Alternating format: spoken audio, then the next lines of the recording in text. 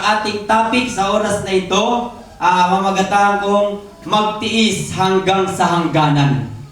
Yan, magtiis hanggang sa hangganan, mga kapatid. So, maraming bagay po, mga kapatid, pag sinabing hangganan, alam nyo po, dito sa mundo, lahat ng bagay dito, merong hangganan. Tama?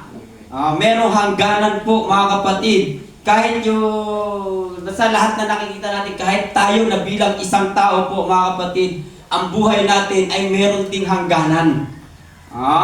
Yung mga nakikita nyo lumalaki, yung nakikita nyo humahaba, mga kapatid, may hangganan din po yan. May mga hangganan yan sa paglaki, may hangganan din yan sa paghaba. So, lahat may hangganan, mga kapatid. So, ibig sabihin yan din ang sinasabi ng Biblia, ang lahat ng bagay dito sa mundo ay merong hangganan. Lumilipas, mga kapatid, lahat ng bagay dito sa mundo lumilipas. Walang nananatili dito. Sabi nga, walang forever dito sa mundong ito wala pong forever, mga kapatid. So kahit ang mundo na ating tinutungtungan, yung lupa na tinutungtungan natin, mga kapatid, meron din po itong hangganan. Kaya darating din ang panahon, ang mundong ito ay gugunawin, mga kapatid. So pag ginunaw na, mga kapatid, naaaring yun na ang hangganan, mga kapatid. Pero ang isang maganda doon, na tayo mga naglilingkod sa Diyos, maaari, mga kapatid, na makakasama na tayo sa pagbabalik ng ating Panginoon. Amen po ba? Yun ang isa sa pinakamasarap na bahagi, mga kapatid, yung maranasan natin, yung sasalubong tayo sa ating Panginoon. Ngayon, mga kapatid, bakit magtiis hanggang sa hangganan ang ating pag-aaralan sa oras na ito? So, hallelujah, ang pag-aaralan natin, mga kapatid, yung Book of Pilipos. Pag-aralan natin yung buhay, yung mga buhay na sa mga iglesia ng Pilipos. Yung mga kapatid sa Pilipos, mga kapatid, kung ano ba ang pamumuhay sila doon sa panahon na yon. Kung gaano ba sila katapat sa paglilingkod sa ating Panginoon, kung gaano sila kapasaway sa paglilingkod sa Panginoon, mga kapatid. So, ang Pilipos po ang ating pag-aaralan. Basahin po muna natin ang Pilipos 1 verse 1 na sinasabi dito, si Pablo at si Timoteo na mga alipin ni Kristo Jesus sa lahat ng mga banal kay Kristo Jesus na nangasa Pilipos, pati ng mga obispo at mga diakono. Yan. So dito, mga kapatid, kung babasahin po natin ito, ay yung unang talata na ay pagbati ni Apostol Pablo sa mga taga Pilipos. So binabati niya ang lahat ng mga kapatid sa Pilipos, lahat ng mga obispo at mga diakono, lahat ng meron ding mga katungkulan po, mga kapatid. So ang history ng Pilipos, mga kapatid, ay ito. So una, mga kapatid, ang Pilipos ay isang lungsod ng Macedonia na itinatag ni Augustus. So ang Pilipos po, mga kapatid, ay nasa bandang Macedonia siya sa panahon po na yon, mga kapatid. Nasa lungsod ng Macedonia at itinatag po ito ni Augustus. Augustus po, mga kapatid. Sunod, mga kapatid, sabi dito, matatagpuan ito sa isang napakayabong na kapatagan, mga 9 milya mula sa dagat. So, ganun kalayo po, mga kapatid, ang Pilipos mula sa dagat po, 9 milya po ang kanyang layo mula sa dagat. So, noong panahon ni Pablo, ang Pilipos ay isang Romano military center. So, sa panahon ng mga Pilipos, sa panahon po na yung, mga kapatid, ay isa po yung military center po ng mga Romano sa panahon po na yun. So, marami pong mga Romano doon na mga military. So, nandun po, mga kapatid. So, ang Ephesus po ito ay isang hintil na lungsod na may napakakaunting mga Hudyo sa populasyon nito. Yung Pilipos po, mga kapatid, ang naninirahan dito ay karamihan dito ay mga hintil, puro hintil, kasama po doon ang mga Romano. So, kasabi dito, kakaunti lang po, mga kapatid, ang mga naninirahan ditong mga Hudyo sa panahon na yon. Sunod, ang pagtatag ng simbahan sa Pilipos. So ito, ang pagtatag ng simbahan sa Pilipos po mga kapatid. Itinatag ni Pablo ang simbahan sa Pilipos pagkatapos matanggap ang kanyang tawag sa Macedonia. Sa Troas, ito ang kanyang unang simbahan sa Europa. Dalawang kilalang tao ang kabilang sa mga unang napagbagong loob, si Lydia at ang bantay ng bilangguan. Ang Pilipos ay isang sinaunang lungsod sa Macedonia. Matatagpuan ito sa hilagang bahagi ng Greece. So, sa ngayon mga kapatid, yung Pilipos po, matatagpuan po ito sa bahagi ng Macedonia, kung saan sa panahon natin na mababasa natin yung lugar ng Greece po mga kapatid. At ito po ang unang simbahan na itinayo ni Apostol Pablo sa Europa. So ito'y bahagi pa ng Europa po mga kapatid, hanggang sa panahon po natin. So dito kung i-search po natin ito mga kapatid, may dalawang bahagi ng Macedonia na binabanggit ngayon sa panahon po natin. Yung Macedonia na binabanggit po dito mga kapatid, yung na tinutukoy sa Biblia. At doon nakapwesto ang Pilipos po mga kapatid. Yun nga yung sa Greece. Yung isa namang Macedonia po mga kapatid, yung sa labas ng Europa. Ito yung tinatawag na North Macedonia na tinatawag po. So, ngayon mga kapatid, tayo po ay magpatuloy. Dito naman po mga kapatid, sa pagmiministeryo ni Apostol Pablo, ang kasama niya po dito ay si Lucas. Si Lucas po mga kapatid, yung mga panahon po na yon. Ang sabi dito, sumama si Lucas sa parte ni Paul sa Troas at inakala ng ilan na ang Pilipos ang tahanan ni Lucas. May bahagi siya sa pag-unlad ng iglesia sa Pilipos, isa sa pinakakapuri-puri sa mga simbahang itinatag ni Pablo. So, si Lucas po mga kapatid ay may part sa pagmiministeryo ni Paul doon sa Pilipos. May bahagi siya doon sa pag-unlad ng Pilipos po. At sabi, ang Pilipos daw ay isang pinakakapuri-puri sa mga simbahang itinatag ni Apostol Pablo.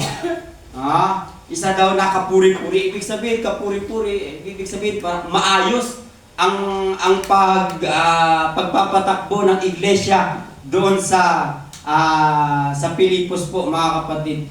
Sabi dito, ang liham na ito ay isinulat noong 64 AD. So, yun po yung taon po na yun, 64 AD. Noong unang pagkabilanggo ni Pablo sa Roma.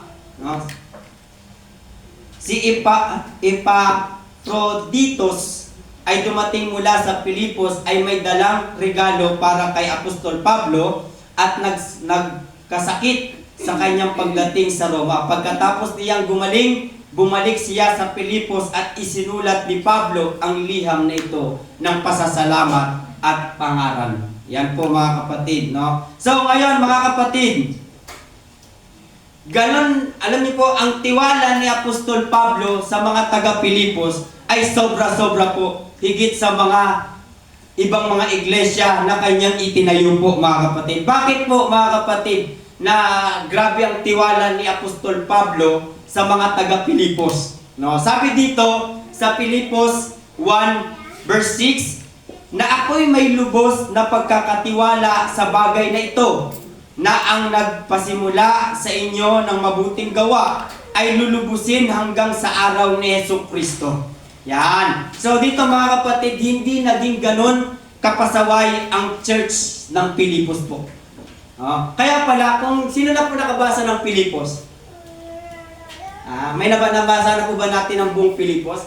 Kaya pala, kung mapansin ninyo, sa pagsusulat doon, kung babasahin natin ang Pilipos, wala siyang gaanong pagsuway. Hindi katulad sa Korinto. Pag binasa mo yung Korinto, yung pananalita ni Apostol Pablo, laging may talim laging may pagsaway dahil sa katigasan ng ulo ng mga taga-Korinto.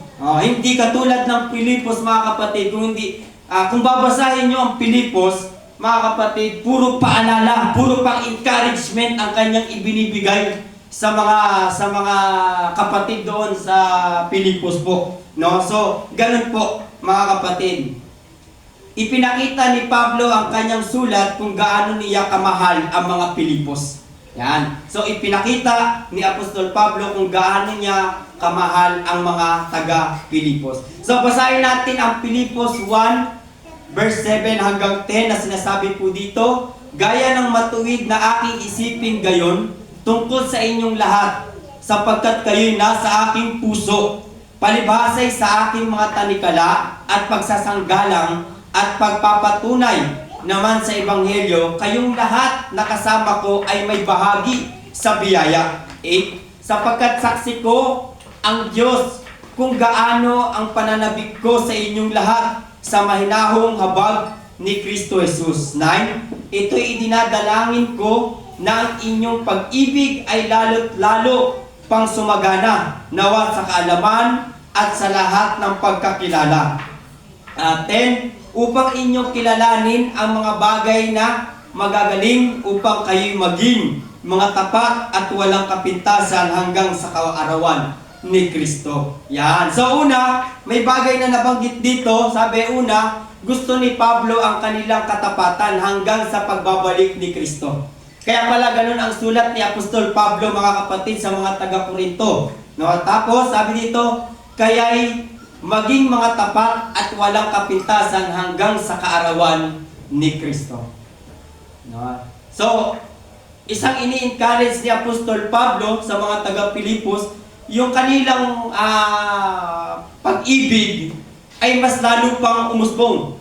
No? Ibig sabihin, di ba, grabe na kung paano sila magmahalan. Grabe sila. Kaya nga, mga kapatid, may isang bahagi sa sulat dito sa Acts po sa Macedonia, di ba? Dumating yung kahirapan sa kanila, pero nung dumating yung kahirapan, ang sabi diyan, yung sila ay nagpatuloy pa rin sa pag-aabuloy. Nabasa niyo po 'yon? Yung kahit ganun ang kanilang kalagayan, pero buong sikap silang nag-abuloy pa rin. No, nag-ambagan para mag-abuloy.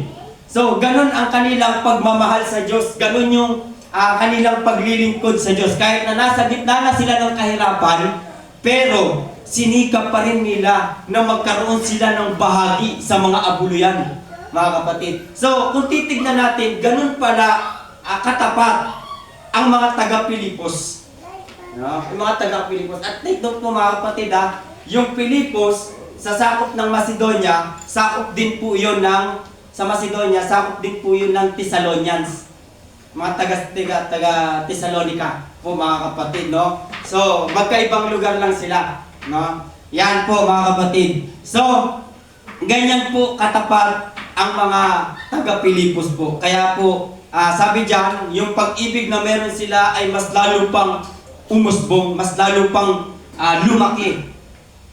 Mas lalo pang lumaki. Siyempre, mga kapatid, ang gusto rin mangyari, kung paano nangyayari sa Pilipos, ganun din po yung mangyari sa atin. Amen? Na kung paano tayo nagmamahal sa Diyos, kung paano natin ipinapakita yung katapatan na paglilingkod sa Diyos, ang gusto rin ni Apostol Pablo, mga kapatid, at mas lalo ng Diyos, no? Na maipakita natin lalo ang ating katapatan sa paglilingkod sa Kanya. Na maipakita natin kung gaano tayo nagpupursige. Katulad sa mga taga-Pilipos po na ito, mga kapatid. Ngayon po, mga kapatid, praise the Lord, sabi dito, ang sobrang katapatan, ipinaglalaban nila ng may katapangan ang salita ng Diyos. So, dito, mga kapatid, sa sobrang katapatan nila, meron silang isang katapangan, hindi yung katapangan po, mga kapatid, na yung nangahamon ka ng away. Sino matapang dito? Hindi po ganun, ha? So, ibig sabihin, yung katapangan na yun, yung katapangan na mas lalo nilang inihahayag ang salita ng Diyos, na mas lalo nilang ibinabahagi ang salita ng Diyos. Yan po, mga kapatid. So, ngayon, mga kapatid, praise the Lord. Sabi dito, gusto iparating ni Apostol Pablo na manatili lang sa pagiging tapat hanggang sa dumating si Kristo, kasi hindi ito ang tunay na mundo natin, o hindi tayo taga rito, taga langit tayo. So, naniniwala po ba kayo doon, mga kapatid? Na tayo, mga kapatid, ay totoong hindi taga rito. Hindi po talaga tayo taga rito. Kaya nga may isang bahagi sa Biblia, mga kapatid, na sinasabi na tayo dito daw, mga manlalakbay lang daw tayo dito. Kaso nga lang, maraming Kristiyano o maraming tao na parang gusto na dito tumira. Na dito na lang siya. Pero hindi pwede yun. Kasi darating ang panahon, hindi tayo mananatili sa mundong ito. Tama? Hindi tayo mananatili po sa mundong ito.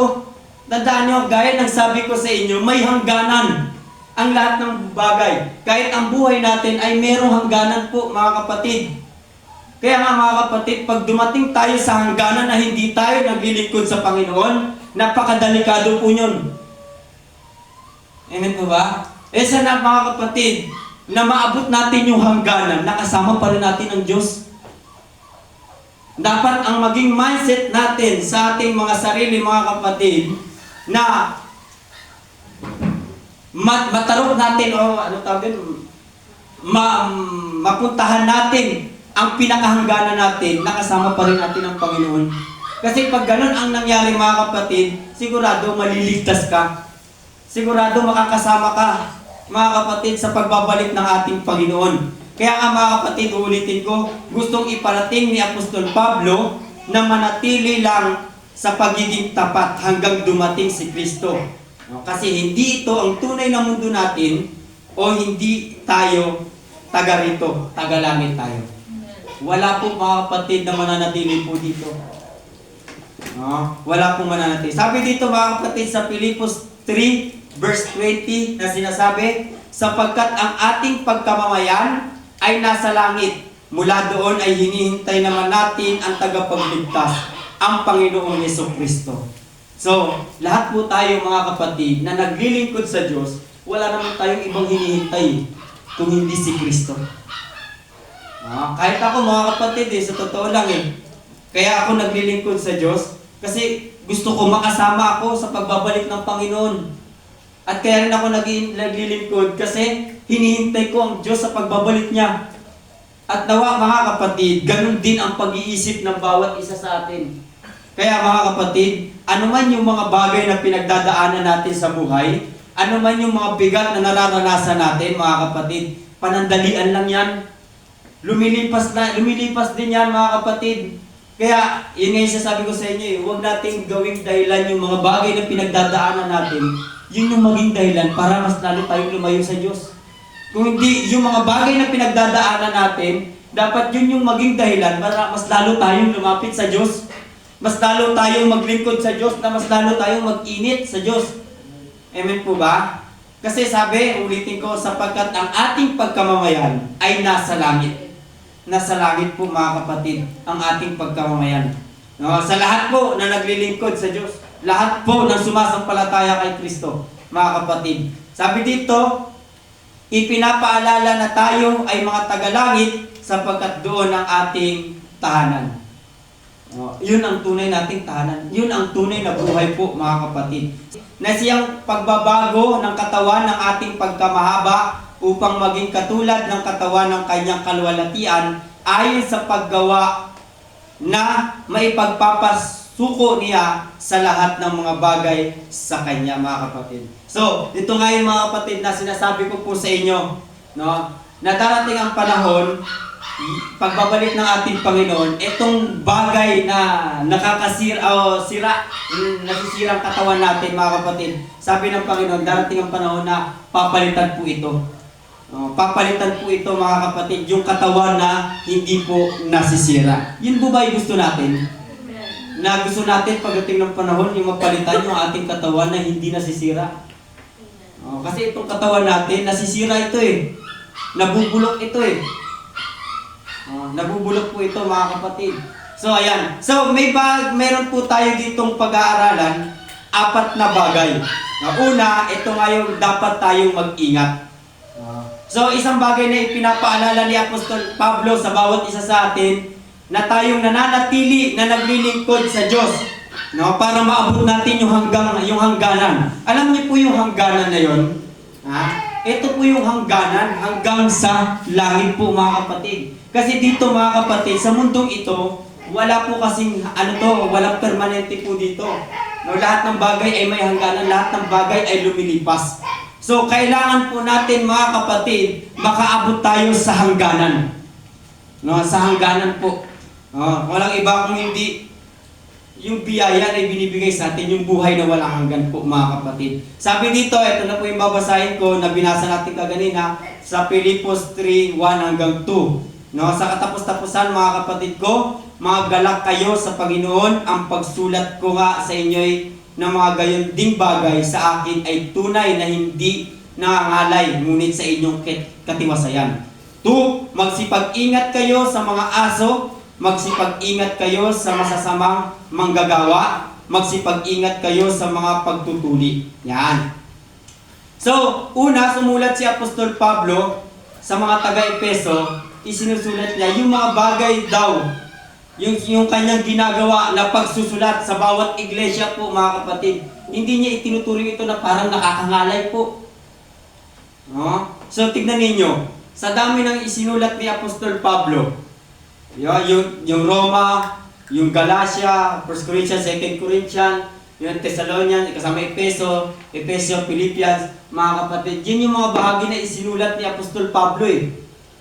Pero hindi niya itinuring yun mga kapatid na parang nakakangalay sa kanya. Para may pabatid lang sa bawat iglesia yung kanyang mga paalala, yung kanyang pagsaway, yung salita ng Diyos po mga kapatid. So ganun po ka-desidido si Apostol Pablo para, hallelujah, ingatan yung bawat isa, mapanatili yung bawat isa po mga kapatid, na sa pamamagitan na yun, na kahit siya'y nakakulong, no, ay mapangaral niya pa rin ang salita ng Diyos po mga kapatid. So sabi diyan, sumulat si Pablo ng ganito para paalalahanan ang mga taga-Pilipos para sa kanyang katiwasayan.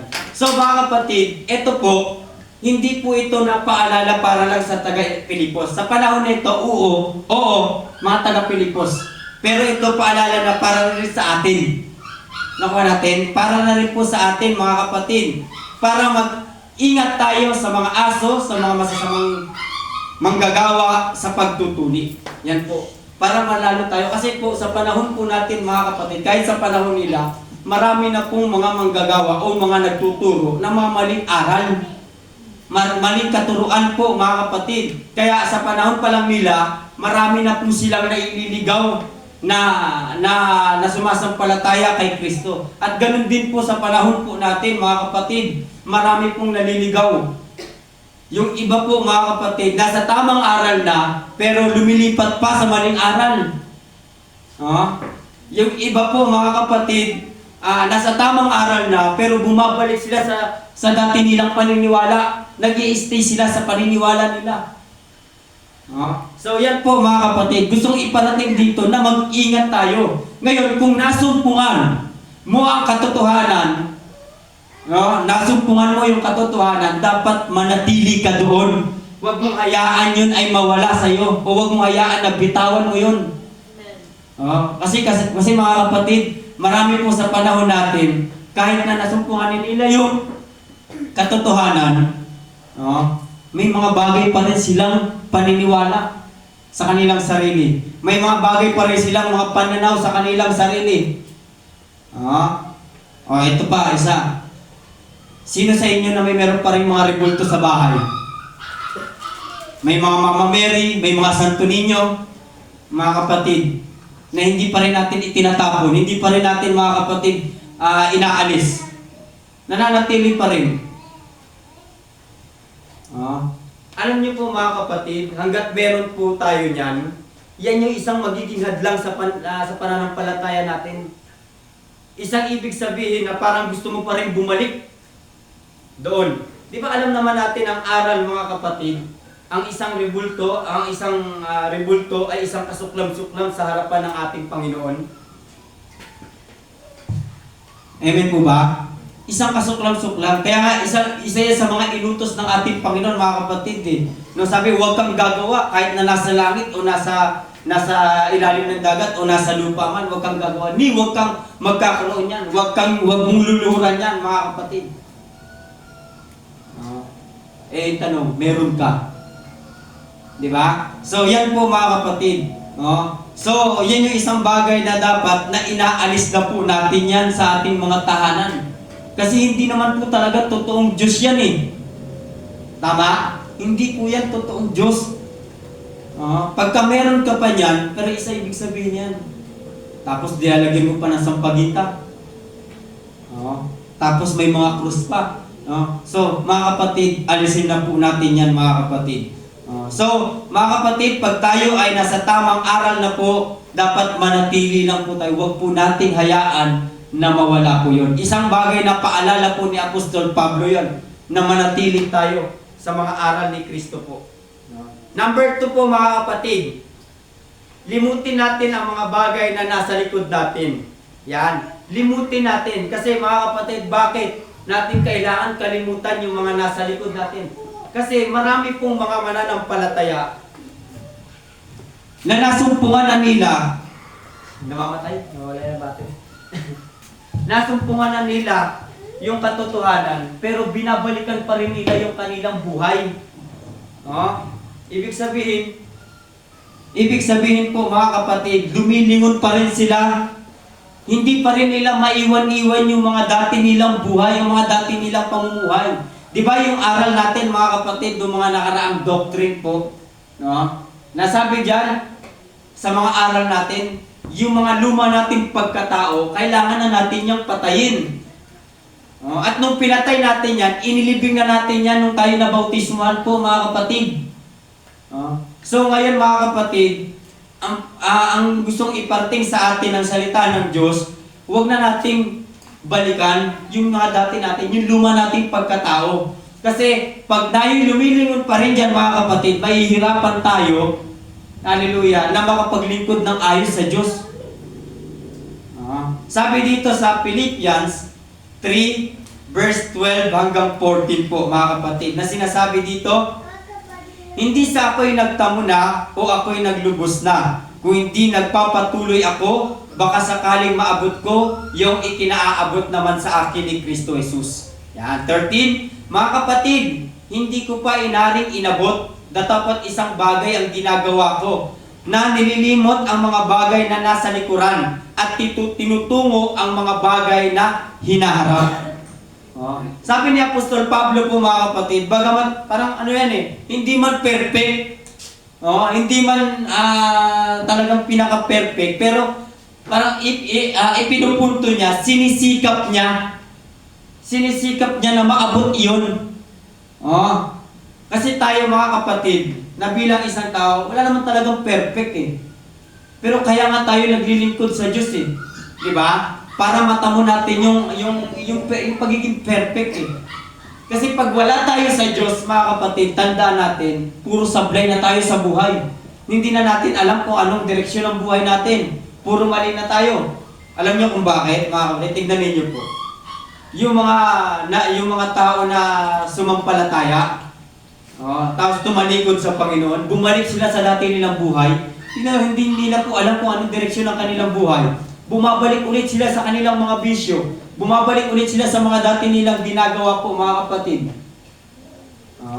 Pero isang bagay na ipinapaalala sa atin ni Apostol Pablo, huwag na nating lingunin. Kung paano si Apostol Pablo na sinisikap niya na maabot yun. Sinisikap niya na lumakad sa kalooban ni Kristo. Gusto rin ng Diyos o ni Apostol Pablo na ganun din po rin tayo, mga kapatid. Na makaabot tayo sa hangganan. So, mga kapatid, na gusto ni Apostol Pablo, hallelujah, na kung paano siya nagsisikap sa pagdating sa pananampalataya, ay tayo rin magsikap.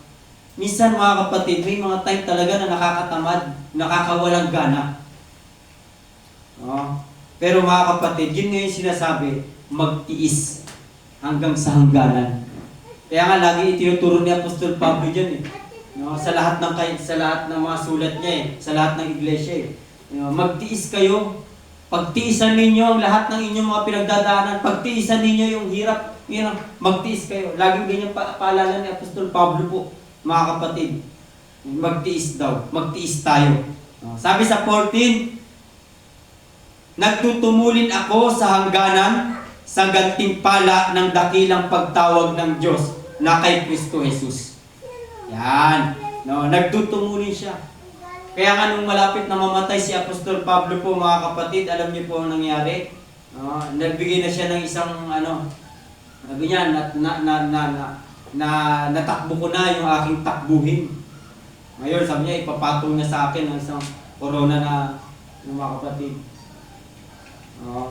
Pero iningatan niya, sabi niya, iningatan niya yung pananampalataya na meron siya. Iningatan niya pumakot. Sabi dito, pag magpatuloy tayo sa takbuhin para maabot natin ang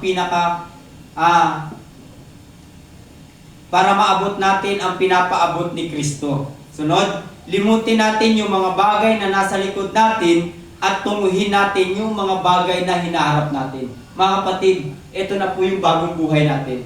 Yung bagong hinaharap natin. Dapat ito ngayon ang tinatahak natin na kasama si Kristo. Amen po ba mga kapatid? Sabi dito, magsitumulin tayo sa hangganan sa gantimpala. Yan. So, hanggang sa mata mo natin yung gantimpala po mga kapatid. Number 3 po mga kapatid. Number 3, huwag tayong mabalisa sa anumang bagay. Huwag tayong mabalisa. Sabi dito sa Philippians 4 verse 6, huwag kayong mga balisa sa anumang bagay kung hindi sa lahat ng mga bagay sa pamamagitan ng panalangin at daing na may pagpapasalamat ay ipakilala ninyo ang inyong mga kahilingan sa Diyos. Yan. No? Sabi dito, huwag tayong mabalisa sa lahat ng anumang bagay. Huwag tayong mabalisa. Sino nababalisa mga kapatid? Sabi ng Biblia o ng salita ng Panginoon, huwag tayong mabalisa. Kung hindi, sabi diyan, kung hindi sa lahat ng mga bagay sa pamamagitan ng panalangin at daing na may pagpapasalamat ay ipakilala ninyo ang inyong mga kahilingan sa Diyos. So, siya na po ang nagsasabi mga kapatid, kung ano man yung mga bagay na panalangin natin o kahilingan natin, ipakilala natin, sabihin natin sa harapan ng Diyos. Amen po ba mga kapatid? So, yan po. Sabi dito, ang kapayapaan na galing sa Diyos ay manatili sa atin.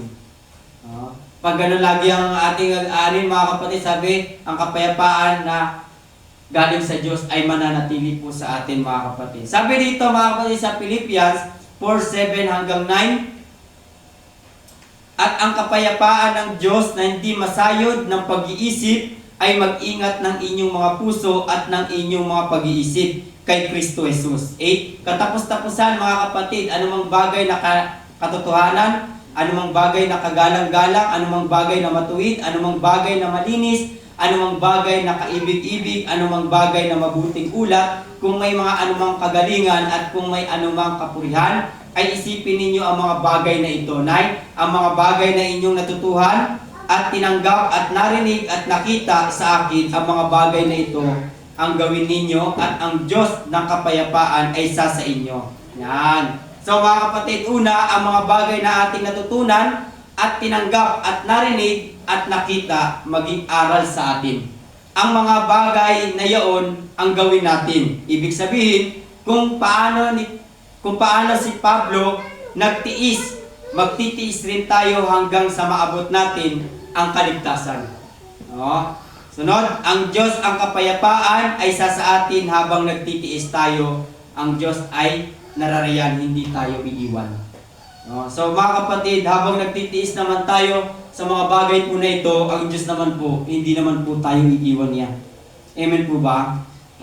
So hindi po tayo iiwan ng ating Panginoon. Pinakalas, number 4 po mga kapatid, ang kaaliwan ng pag-ibig. Sabi dito sa Philippians 4, verse 1 hanggang 5, kaya nga kung mayroong anumang kasiglahan kay Kristo, kung mayroong anumang kaaliwan ng pag-ibig, kung mayroon anumang pakikisama ng Espiritu, kung mayroong anumang mahinahong awa at habag, 2, ay lubusin ninyo ang aking katuwaan upang kayo mga kaisa ng pag-iisip, magtaglay ng isa ring pag-ibig na magkaisa ng akala at isa lamang pag-iisip. 3, na huwag ninyong gawin ang anuman sa pamamagitan ng pagkakampi-kampi, sa pamamagitan ng pagpapalalo, kung hindi sa kababaan ng pag-iisip, na ipalagay ng bawat isa ang iba na lalong mabuti kaysa kanyang sarili. Huwag tingnan ng bawat isa sa inyo ang sa kanyang sarili, kung hindi ang bawat isa naman ay iba't iba. 5. Magkaroon kayo sa inyo ng pag-iisip na ito'y na kay Kristo Jesus na din naman. Yan. So, alam niyo po mga kapatid, itong ipinag-aralan po natin sa Pilipos po mga kapatid. Di ba napag-aralan natin nung una kung gaano naging katapat ang Pilipos? Kaya nga sa bawat sulat ni Apostol Pablo, talaga sabi, kung ano yung pag-ibig na inyo ipinapakita, mas lalo nyo pang higitan, lubusin nyo pa. No? So kung titignan po natin mga kapatid, kung iisipin natin pala, anong klaseng paglilingkod ang ginawa ng mga taga-Pilipos? Anong klaseng paglilingkod po yun mga kapatid? At gano'n na lang po yung grabing paalala ni Apostol Pablo. Yung pag-ibig na nakikita niya sa kanila ay mas lalo higitan pa. Yan po mga kapatid. So isang bagay na sa atin mga kapatid. Kung ano yung mga bagay na ating ipinapakita sa ating Panginoon na paglilingkod, dapat mas lalo pa natin itong higitan. Mas lalo pa po natin itong taasan mga kapatid. Amen po ba? Mas lalo pa natin ipakita sa Panginoon yung paglilingkod natin. Seryoso talaga tayo maglingkod sa Kanya. Kasi itong mga taga-Pilipos po mga kapatid, seryoso sila eh. Dito natin makikita kung paano sila magmahalan, paano sila nagkakaisa, paano sila mga kapatid sa oras ng tulungan, nagtutulungan sila.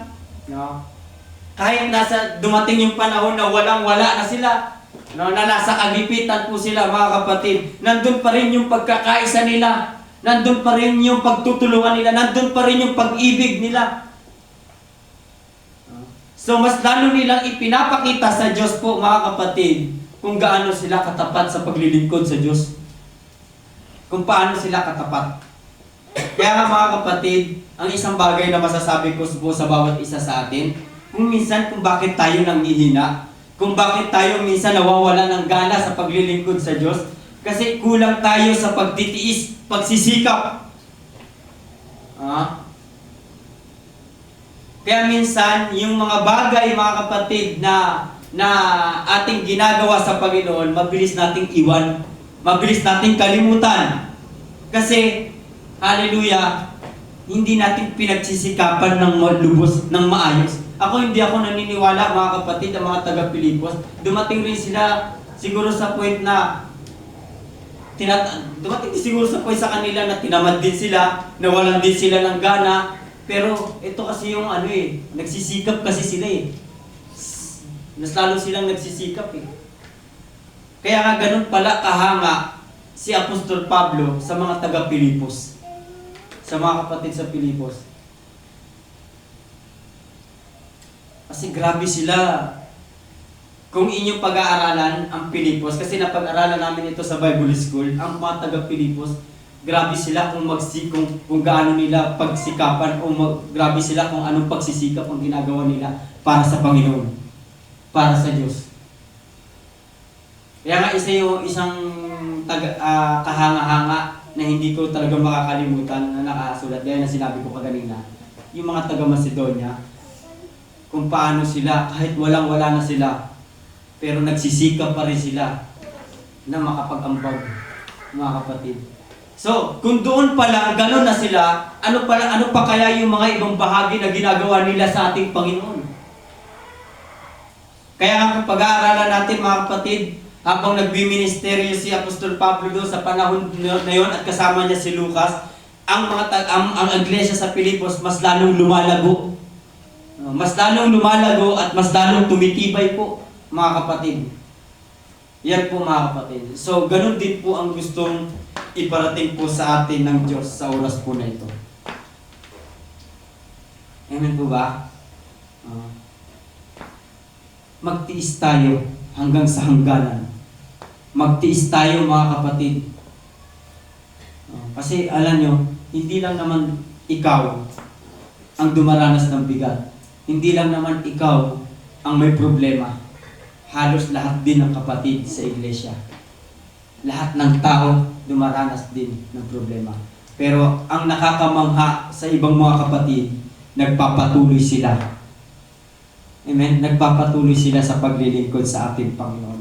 So mga kapatid, yun po mga kapatid, no? Tayo ay pagsikapan natin na magpatuloy sa paglilingkod sa ating Panginoon. Na kahit anong mangyari, ay magpatuloy pa rin tayo sa paglilingkod sa Panginoon. Kasi hindi naman ito ang buhay natin eh. Hindi naman ito ang tunay na buhay po mga kapatid. Huling verse, sabi dito sa Philippians 3:20, na verse natin kanina, nung una, sapagkat ang ating pagkamamayan ay nasa langit, mula doon ay hinihintay naman natin ang tagapagligtas, ang Panginoong Jesucristo. So mga kapatid, habang hinihintay natin ang ating Panginoong Jesucristo, magpatuloy lang tayo. Manatili tayong maging malakas sa paglilingkod sa Panginoon. Manatili po tayo mga kapatid, hallelujah, sa paglilingkod na ito. Huwag tayong bibitaw. Kasi darating naman ang panahon, mga kapatid, hallelujah, makakasama tayo sa kanyang pagbabalik. Amen po ba mga kapatid? So praise the Lord mga kapatid, ating pong palakpakan ng ating Panginoon sa oras na ito. Praise the Lord. Everybody say praise the Lord. Praise God. Hallelujah. Glory to God. No? So, salamat sa ating Panginoon mga kapatid at nawa po ay meron po tayong mga natutunan sa salita ng ating Panginoon sa oras na ito. So, para sa ikatitibay ng ating pananampalataya po mga kapatid.